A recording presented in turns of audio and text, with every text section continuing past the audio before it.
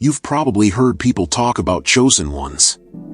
It sounds like some fairy tale, right? Like something out of a movie. But here's the thing, what if it's not about being born special? What if being chosen happens because life shapes you into that role through spiritual growth? I learned the hard way that the so-called chosen ones are built. They're created through struggles, through unseen battles. These aren't fights you can see with your eyes. They're battles in your heart, your mind, your soul, part of your spiritual journey. And they're the hardest kind of fight there is. Not everyone notices these tests when they happen. Most don't even realize they're in one. But the people who do, the ones who make it through, they come out completely different on the other side, having experienced spiritual transformation. It's like life is this giant classroom, and the tests keep getting harder the more you grow. You don't get to pick the easy way out. If you're meant for more, there's no avoiding it. You feel this pull, like something inside you is saying, this is your path. It's not glamorous. It's not something you can brag about. It's messy, and it's painful, and it's lonely, but it's all part of your spiritual path. The first test? That one sneaks up on you. It's the moment when you have to face yourself, engaging in self-realization. I mean the real you, not the version you put on for everyone else. The mask we all wear, the one made of titles, relationships, stuff we own, gone. Imagine standing in front of a mirror, but instead of just seeing your reflection, you see everything you've hidden from yourself. Scary, right? Most people turn away from that. It's too much. Easier to stay in the comfort of pretending. But if you're chosen, you don't get to turn away. You stand there and ask, who am I, really? This question is pivotal for spiritual awakening. That question? It's not small. It's the kind of question that burns in your chest, part of your spiritual insights. It doesn't leave you alone until you dig deep and find the truth. Most avoid it, but the ones who don't, they're the ones who come out transformed. If you've ever felt that pull, that fire, maybe you're already on the path. Keep going. You're not alone. The second test, isolation, is one that catches most people off guard. The world we live in doesn't prepare us for it. Think about it, we're drowning in noise every day, notifications, people, responsibilities. It's constant. But this test? It's about stepping away from all that. Not just stepping back physically, but mentally and emotionally too. You have to sit in the quiet, alone with your own thoughts, embracing inner strength. And that's where it gets real. It's in that stillness, when everything outside fades away, that you come face to face with yourself. At first, it's uncomfortable, even scary. You start hearing the thoughts you've been avoiding, the ones the world's noise usually drowns out. But then something incredible happens. Beneath the fears and doubts, you hear another voice, a quiet one. It's always been there, buried under the chaos. This is your true self speaking. Your inner voice, your inner power. Can you hear it? That's the challenge. Most people run from silence because they're terrified of what they might find. But the chosen ones? They lean into it. They know that silence is where the truth lives. And then comes the third test, letting go. It sounds simple, doesn't it? Just let go. But it's anything but. We cling to so much without even realizing it. Grudges, old dreams, people who've hurt us, things we wanted to go a certain way but didn't. It all weighs us down like invisible chains. To pass this test, you have to unshackle yourself, piece by piece, through spiritual healing. Let go of the need to control, the need to hold on. It's not about giving up. It's about trusting. Trusting that what's meant for you will stay, and what isn't will leave. Letting go isn't a one-time thing, though. It's a process. Some days, it feels easy. Other days, it feels impossible, like life keeps throwing things at you just to test if you're really ready to release. And when those moments come, you have to ask yourself, can I let go of this too? Am I willing to let it go, no matter how hard it is? Because freedom comes not from holding tighter, but from releasing completely, adjusting your vibration. If you've come this far, you've already been shaped by fire, molded by trials most people wouldn't dare to face, enhancing your resilience. But let me tell you something, this is where it gets real. The fourth test isn't just hard. It's the one that breaks people. It's called the dark night of the soul, and there's no way to sugarcoat it. It's brutal. Everything you once held onto, your beliefs, your plans, even your identity, gets ripped away.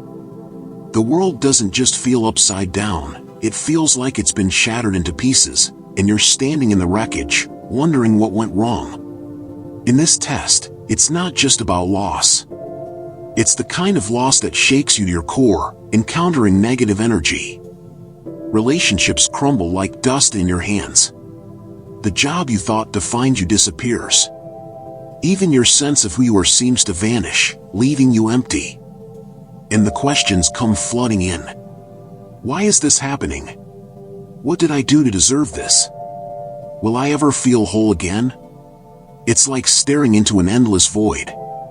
But here's the thing no one tells you, the dark night of the soul isn't there to punish you. It's there to purify you. Everything that isn't truly you gets stripped away. It's painful, yes, but it's also necessary. Because in those dark moments, you discover a light you didn't even know you had. That light? It's your essence. Your soul. But only if you can hold on, embracing your divine purpose. Most people give up here. The darkness swallows them because they fight it. They cling to what's crumbling instead of letting it go. The chosen ones, though, they understand something important. This darkness is just a phase. It's not forever. Even when the way forward feels invisible, they keep walking. They trust the process. They believe that on the other side of the tunnel, there's light waiting for them, even if they can't see it yet. So let me ask you, when everything falls apart, what do you do? Do you panic, trying desperately to glue the pieces back together? Or do you surrender, letting what needs to fall, fall? Can you trust that what's meant to stay will stay, and what's meant to go will leave? Because this test isn't about survival, it's about transformation, leading to soul evolution. The question is, are you ready to let go of who you were to become who you're meant to be? The fifth test, the test of faith, is a trial unlike any other. It's not about religion, not about rituals or doctrines. It's deeper than that. This faith? It's the kind that asks you to trust in the unseen, the universe, life itself, and, most importantly, in you. When you're stuck in the depths of the dark night of the soul, it's this faith that keeps you going, tapping into positive energy. It whispers to you that the darkness isn't forever, that there's a bigger plan unfolding, even if it's hidden from view. But believing that? That's the hard part. Faith isn't about ignoring what hurts. It's not about slapping a smile on your face and pretending everything's fine. No, real faith is standing in the storm, feeling the wind rip through you, and still saying, I will make it through. It's about acknowledging the pain, letting it move through you, and holding on to the belief that it's not for nothing. That somehow, in ways you don't yet understand, this struggle is shaping you, refining you, preparing you for something greater, part of your spiritual guidance. Here's the truth, faith gets tested, again and again. Especially when the darkness feels endless. You'll want to give up. You'll feel like the universe has abandoned you. Like the pain is all there is. That's when the test shows its true face. Will you hold on? Will you trust in what you can't see?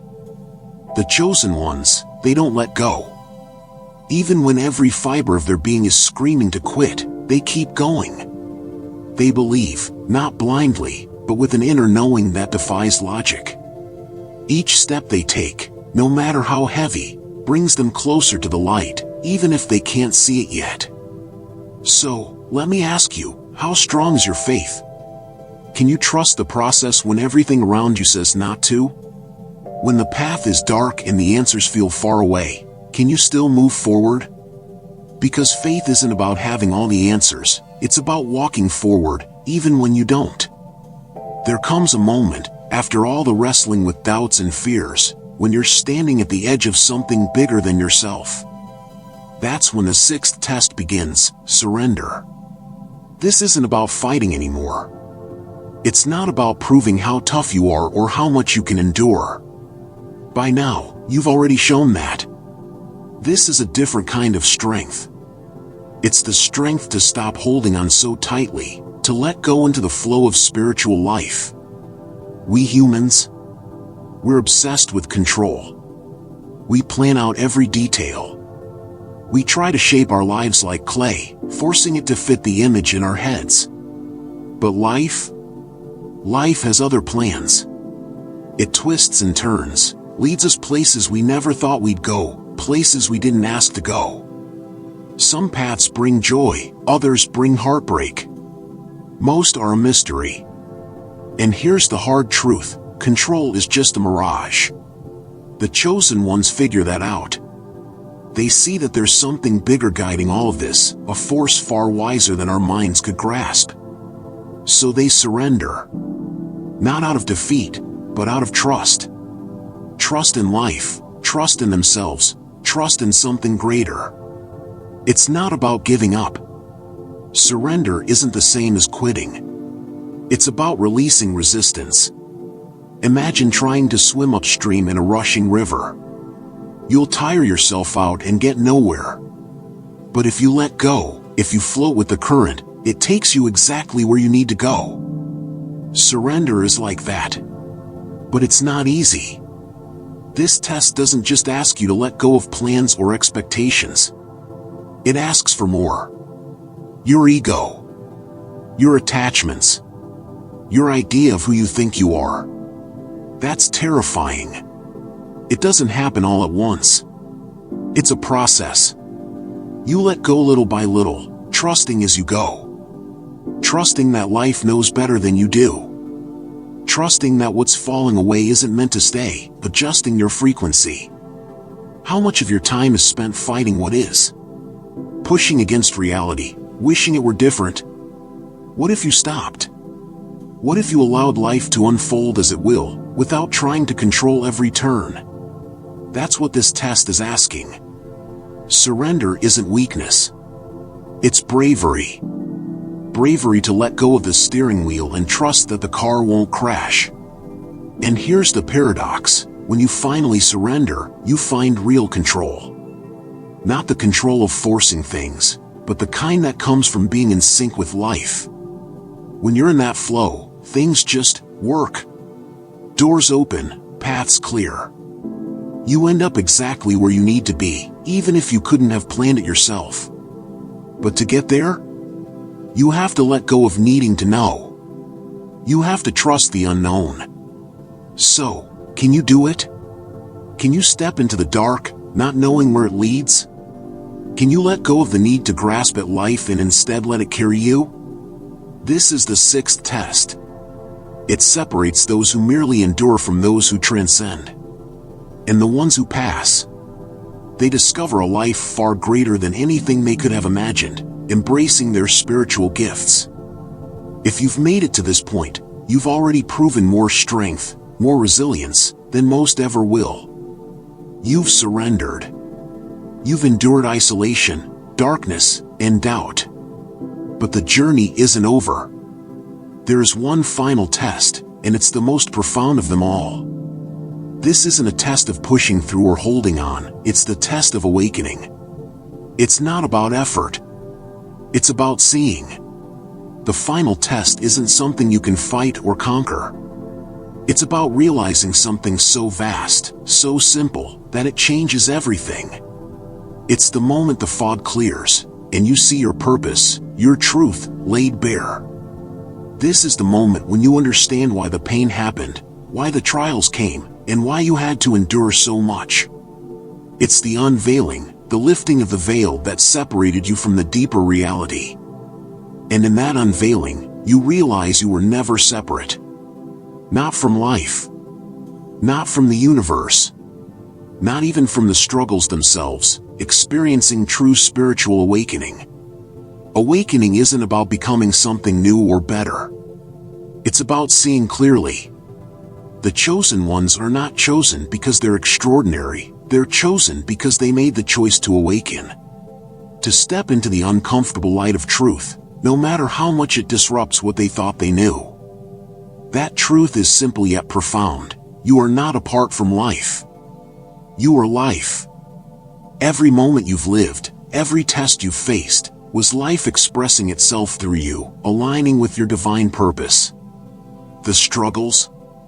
They weren't punishments. They were pathways, clearing out the false layers, breaking down the walls of ego, dissolving the illusions. They weren't meant to destroy you. They were designed to help you see. To help you realize that your purpose isn't something far away, something you must chase. It's something you've been living all along, part of your soul evolution. Awakening isn't an act. It's an understanding. It's knowing that your unique journey, with all its twists and turns, is life experiencing itself. The tests were never about proving your worth, they were about helping you remember that you were worthy all along. So here's the final question. Can you open your eyes and see? Can you embrace the truth that you are not separate, not broken, not incomplete? Can you awaken to the reality that life chose you, and through you, life is choosing to be? That's the final test, not to become something else, but to finally see what you've been all along, embracing your spiritual insights. When you awaken to this truth, everything shifts. It's as if the world changes colors, and suddenly, you can see everything clearly. You stop fighting for control because you realize that life is already unfolding in the most perfect way. You stop chasing after your purpose, because you see that your purpose was never hidden or out of reach. It's not something you find, it's something you are. To be, to experience, to express life as only you can, this is your purpose. It's as simple as that. But don't mistake this awakening for the end. It's just the beginning of something even deeper. Once you pass this final test, once you understand that you are not the ego, not the fears, not the mind, you become free. Free from doubt, free from the need to control, free to live with joy and purpose, free to create and love with no chains holding you back. This is the gift of awakening. This is what makes it all worth it. It's the reward for facing the toughest tests, the ones only the chosen ones endure. So now, let me ask you, are you ready? Ready to awaken? Ready to face the truth of who you are and why you're here? The journey is never easy. These tests are not for the faint-hearted. But if you can stay the course, if you can endure the darkness, the pain, the confusion, what awaits you on the other side is something beyond what words can capture, truly embodying your spiritual life. The path of the chosen ones is not for everyone. It's for those willing to face the most difficult trials, those who don't run from fear but walk through it. It's for those who will go through the fire and emerge not just unscathed, but transformed. And now, here's the real question. Are you one of the chosen ones?